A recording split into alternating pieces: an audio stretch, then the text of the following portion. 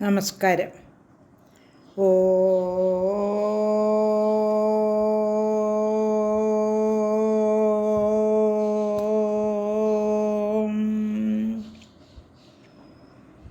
ഓ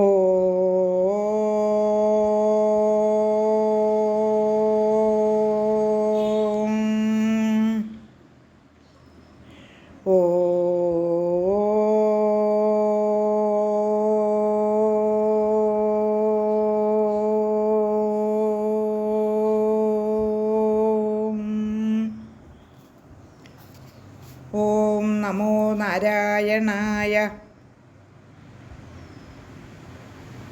ഹരിനാമകീർത്തനം ശ്ലോകം 5 പാരായണം ചെയ്യാം.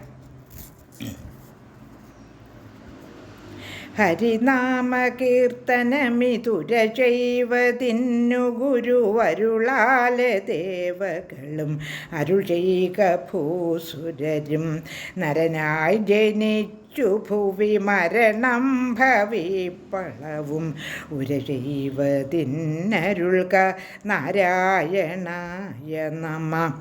നാരായണായ നമ. നാരായണായ നമ. നാരായണായ നമ. നാരായണായ നമ. നാരായണായ നമ. നാരായണായ നമ. നാരായണായ നമ. നാരായണായ നമ.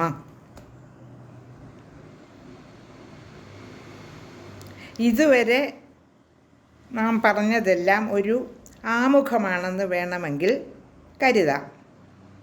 ഹരിനാമകീർത്തനം വാസ്തവത്തിൽ ഇവിടെയാണ് ആരംഭിക്കുന്നതെന്ന് തോന്നുന്നു. ഹരി എന്നു തുടങ്ങി ക്ഷ എന്ന അക്ഷരത്തിൽ കൃതി അവസാനിക്കുകയാണല്ലോ. ഈ സ്തോത്രത്തിൻ്റെ ശുഭപര്യവസാനത്തിന് വേണ്ട മംഗളാചരണം ഈ പദ്യഭാഗത്തിലുണ്ട്. അവസാനവും ഭരതവാക്യം പോലെ ചില പദ്യങ്ങളുണ്ട്. ഗുരുവിൻ്റെയും ദേവന്മാരുടെയും ബ്രാഹ്മണരുടെയും അനുഗ്രഹങ്ങൾക്ക് വേണ്ടി പ്രാർത്ഥിക്കുകയാണ് ഗ്രന്ഥകാരൻ. കർമ്മജ്ഞാന ഭക്തി യോഗങ്ങളിൽ ഭക്തിക്കാണ് പ്രാധാന്യം ചിലർ കൽപ്പിക്കുന്നത്. ജ്ഞാന കർമ്മ ഭക്തി മാർഗങ്ങൾ പരസ്പരം ബന്ധമുള്ളവ തന്നെയാണ്. അതിനാൽ ഏതെങ്കിലും ഒന്നിന് മറ്റുള്ളതിനോട് പ്രാധാന്യം കൽപ്പിക്കേണ്ടതില്ല. സ്നേഹിക്കാനുള്ള വാസന ജീവികളിലാണ് കൂടുതലായിട്ടുള്ളത്. വാസന കർമാഭിമുഖവും ജ്ഞാനാഭിമുഖവും കൂടിയാണ്, അതിന് സംശയമില്ല. സ്നേഹത്തിൻ്റെ പ്രവർത്തനം ലളിതവും കൂടുതൽ സുഖകരവുമാണ്. സന്തോഷമരുത്, ദ്വേഷമരുത്, ദുഃഖവും സുഖവും പാടില്ല. ശുഭാശുഭങ്ങളെ ഉപേക്ഷിക്കുകയും വേണം. അങ്ങനെയുള്ള ഭക്തനാണ് ഭഗവാന് പ്രിയങ്കരനായിട്ടുള്ളവൻ. ഭക്തി മാർഗത്തിൽ സഞ്ചരിക്കുന്ന ഒരുവൻ സഗുണാരാധനയിലാണ് അവൻ്റെ ഭക്തി ആരംഭിക്കുന്നത്. അത് ചെന്ന് നിർഗുണാരാധനയിൽ അവസാനിക്കും. അവികാരിയും നാമരൂപരഹിതനും നിർഗുണനുമായ ബ്രഹ്മത്തെ ധ്യാനിക്കാൻ വളരെ വിഷമമാണ്.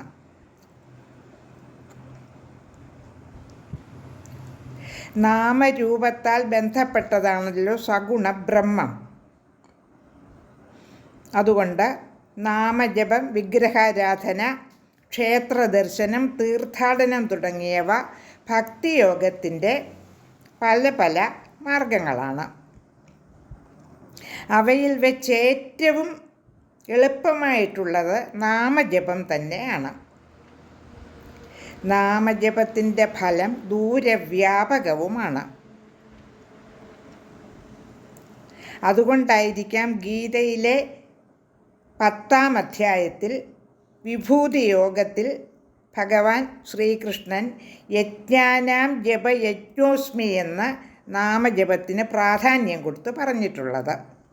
യജ്ഞങ്ങളുടെ കൂട്ടത്തിൽ ജപത്തെ കൂട്ടിയിരിക്കുന്നതിനാൽ, ജപവും ഉൾപ്പെട്ടിരിക്കുന്നതിനാൽ അത് കേവലം നാമജപം മാത്രമല്ലെന്ന് നമ്മൾ മനസ്സിലാക്കണം. ജ്ഞാന കർമ്മ ഭക്തി സാധനങ്ങളുടെ ലക്ഷ്യം സംസാരമോചനം തന്നെയാണ്. നാം സ്വീകരിക്കുന്ന ജീവിത രീതി രണ്ടെന്ന ബോധത്തിന് അതീതമായിരിക്കണം. ബ്രഹ്മസാക്ഷാത്കാരം നമ്മുടെ പൂർണ്ണത്വത്തിൻ്റെ സാക്ഷാത്കാരമാണ്. നമ്മളുടെ പൂർണ്ണതയുടെ സാക്ഷാത്കാരം തന്നെയാണ് ബ്രഹ്മസാക്ഷാത്കാരമെന്ന് പറയുന്നത്. അത് സനാതനമായ സത്യവും നമ്മുടെ സ്വഭാവത്തിൻ്റെ തന്നെ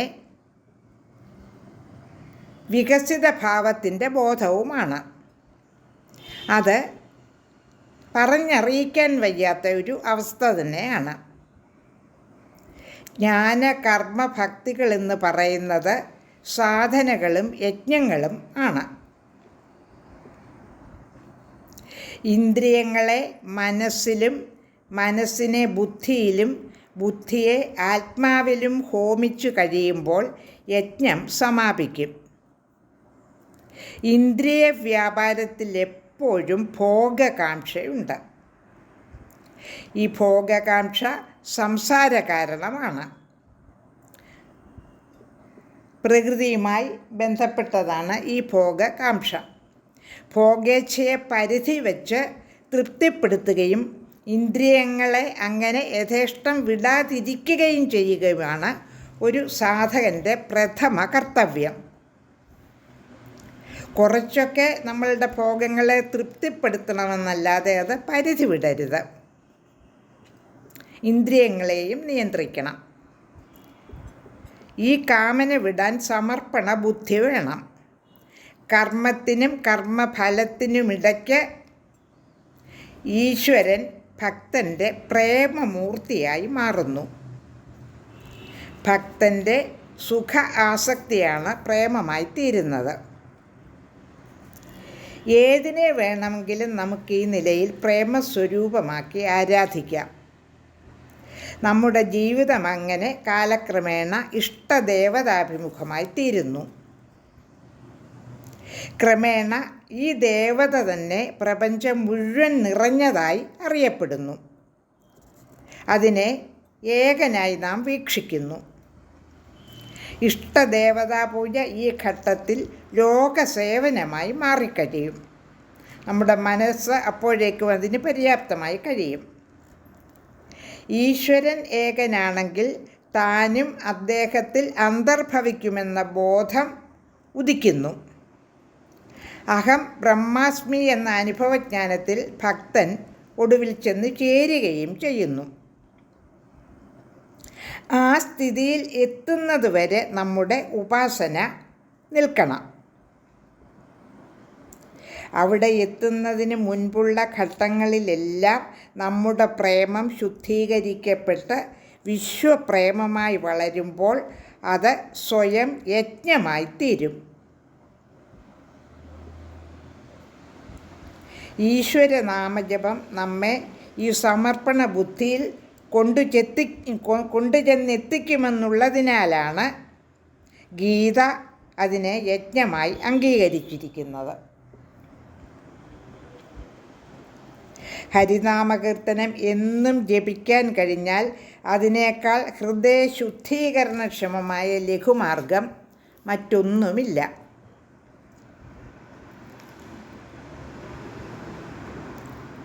നിത്യപാരായണത്തിന് ഏറ്റവും ഉതകുന്ന ഗീതയാണ് ഹരിനാമകീർത്തനം. ഓരോ വർണ്ണത്തിനും ഓരോ വാക്കിനും അതിനോട് ചേരുന്ന വാക്കുകൾക്കും പ്രത്യേകം സ്പന്ദനങ്ങളുണ്ട്. സ്പന്ദനങ്ങൾക്കെല്ലാം രൂപവുമുണ്ട്. ശാസ്ത്രീയമായി ശബ്ദങ്ങൾ ചേരുമ്പോൾ ഉണ്ടാകുന്ന സ്പന്ദനമാല ശക്തിയേറിയതായിരിക്കും. പ്രപഞ്ചം സ്പന്ദനങ്ങളുടെ ഒരു കൂടിച്ചേരൽ തന്നെയാണല്ലോ. ഓരോ ശബ്ദത്തിനും രൂപവ്യത്യാസം ഉണ്ടെന്നേ ഉള്ളൂ.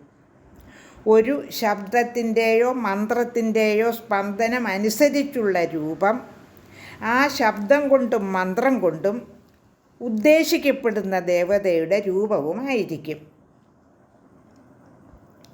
ഋഷിമാരെല്ലാം തന്നെ ഈ തത്വമറിഞ്ഞാണ് ഓരോ മന്ത്രത്തിനും ഓരോ രൂപം വിധിച്ചിട്ടുള്ളത്.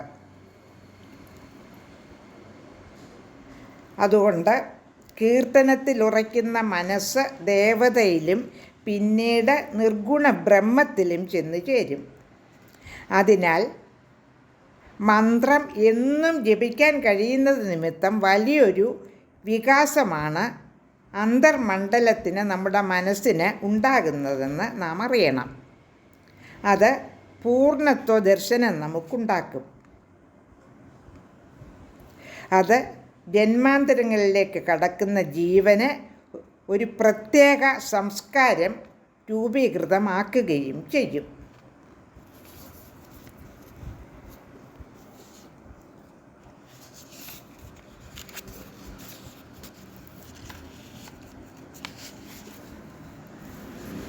അഞ്ചാമത്തെ ശ്ലോകം ഒന്നുകൂടി ചൊല്ലാം. ഹരിനാമകീർത്തനമിതുരചൈവതിന്നു ഗുരുവരുളാല ദേവകളും അരുചൈക ഭൂസുരരും നരനായി ജനിച്ചുടനെ മരണം ഭവിപ്പളവും ഉരചൈവതിന്നരുൾക നാരായണായ നമ. നാരായണായ നമ. നാരായണായ നമ. നാരായണായ